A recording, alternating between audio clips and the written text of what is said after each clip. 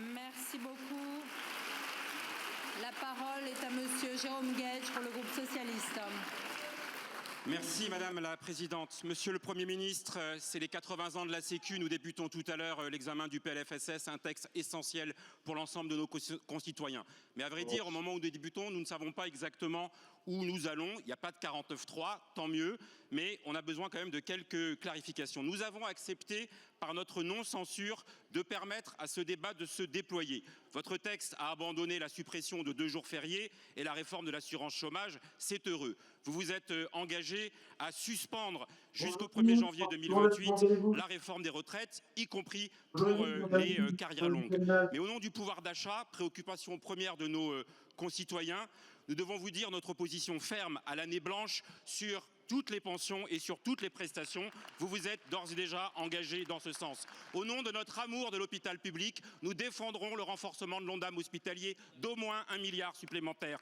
Au nom de notre attachement à l'universalité de la sécurité sociale et au nom de la protection des classes moyennes et des classes populaires, nous voulons vous redire notre opposition farouche au doublement des franchises médicales. C'est de votre seul ressort, car ça se fait par décret. De même manière, fragiliser le salaire des apprentis, plafonner les indemnités journalières, pénaliser les tickets restaurants et les chèques vacances, nous ne pourrons l'accepter. Mais nous sommes lucides. Pour renoncer à ces mesures injustes, il faut dégager d'autres économies et mieux lutter contre la fraude. Nous y sommes prêts. Mais surtout, et je le dis avec solennité, pour la sécurité sociale, il faut mobiliser de nouvelles recettes. Des propositions sont sur la table, mais sans votre assentiment, comme sur la CSG capitale, elles ne pourront pas prospérer.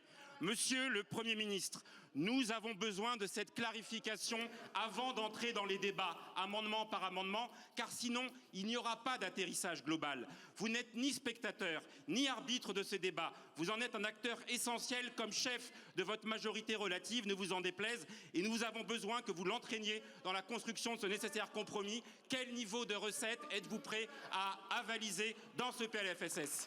Merci beaucoup, monsieur le député. La parole est à madame Amélie de Montchalin, ministre en charge de l'action et des comptes publics. Merci, monsieur le député. Je pense qu'il est effectivement extrêmement important quand on construit un budget, qu'il soit de l'État ou de la sécurité sociale, de ne pas détacher les recettes des dépenses et les dépenses des recettes. Il se trouve que la LOLF nous amène à d'abord étudier les recettes. Et vous le savez, le Premier ministre l'a indiqué, nous serons évidemment très ouverts pour accompagner toutes les mesures justes, proportionnées et efficaces qui pourront être proposées pour qu'à la fin, effectivement, nous réduisions le déficit de la sécurité sociale, puisqu'il ne peut pas rester à 23 milliards comme cette année. Les mesures, vous le savez, de recettes qui vont être discutées, ce sont celles sur les niches sociales, sur la CSG patrimoine, sur le gel des barèmes, sur la participation des complémentaires, sur la participation des assurés qui en ont les moyens.